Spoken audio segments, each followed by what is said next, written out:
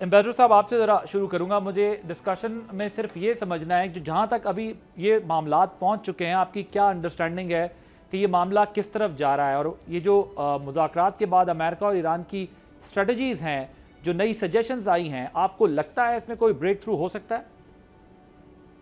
जी देखिए, जो ईरान ने प्रपोज़ल दिया ना वो वैसे तो लॉजिकल है, लेकिन वो अमेरिका नहीं मानने लगा मेरा नहीं ख्याल, क्योंकि अमेरिकन प्रेसिडेंट को कोई ट्रॉफ़ी चाहिए, वो अनाउंस कर चुके हैं वो भी और वाइस प्रेसिडेंट भी, कि ट्रॉफ़ी है ईरान को ज़ीरो न्यूक्लियराइज़ेशन तक लाना।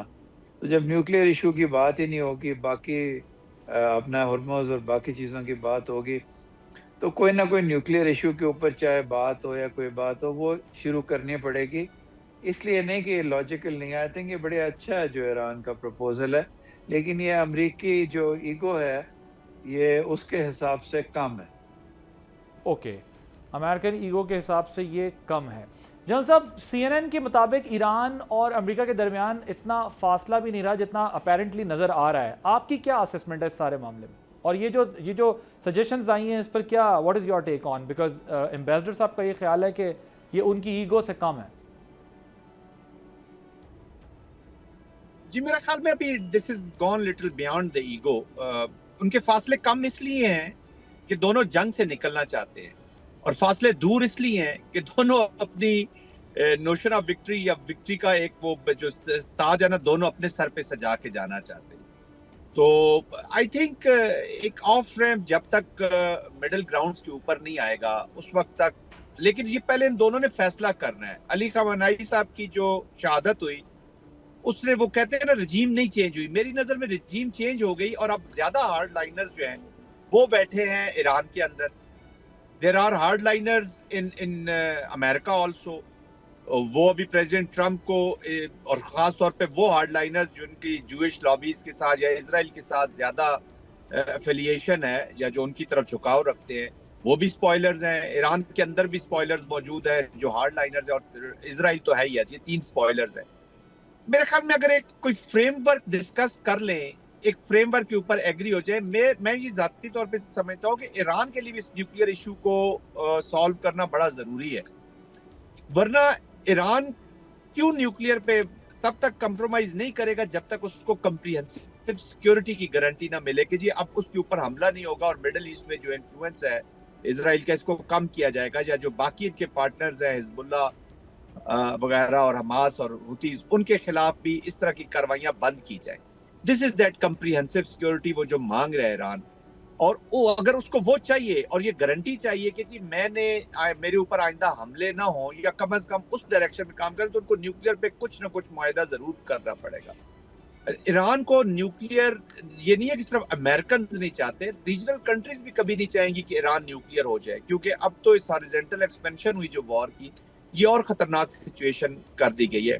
तो देयर कैन बी, जिसके चांसेस बहुत मुश्किल हैं, जैसे इमरान साहब बिल्कुल सही फरमा रहे थे कि अमेरिका इस पे मानेगा, क्योंकि प्रेसिडेंट ट्रंप एक ही तो चीज लेके बैठे हैं, जेडी वेंस भी एक ही चीज लेके बैठे हैं, हैशटैग सब उनकी एक ही है कि non nuclear Iran, Iran atom bomb नहीं रख सकता।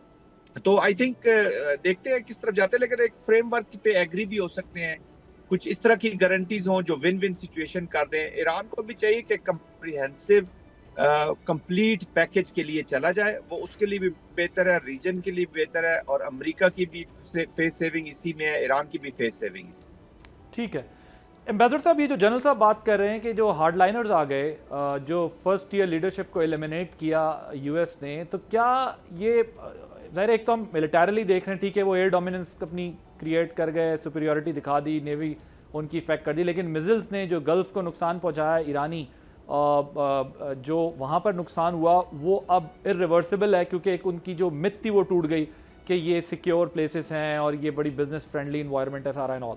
और फिर जो अभी बात कर रहे हैं कि एक हॉरिजॉन्टल एक्सपेंशन की तरफ ये मामला अब चला गया है, तो आपके ख्याल में कौन सा टारगेट फिर अचीव कर सका? ना वो रजीम चेंज कर सका जो करना चाहता था, ना वो ईरान को पूरी तरीके से रिस्ट्रिक्ट कर सके, उन्होंने मिडिल ईस्ट का जो हाल किया, और फिर स्ट्रेट ऑफ हॉर्मुज़ नामी एक चीज़ जो है वो उनके लिए प्रॉब्लम बन गया। अभी सारी सिचुएशन को देखते हुए आपको क्या लगता है कि उनको किसी ने मिसगाइड कर दिया, इजराइल ने मिसगाइड कर दिया, या फिर उनका प्लान यही था या फिर ये प्लान नहीं था, फंस गए? What is your take on?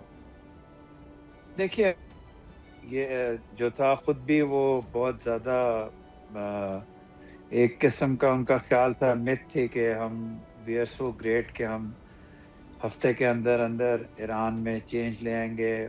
गलत स्टेटमेंट्स थी या गलत उनके पास चीज़ें थी कि ईरान के लोग खड़े हो जाएंगे, जो अपराइजिंग थी।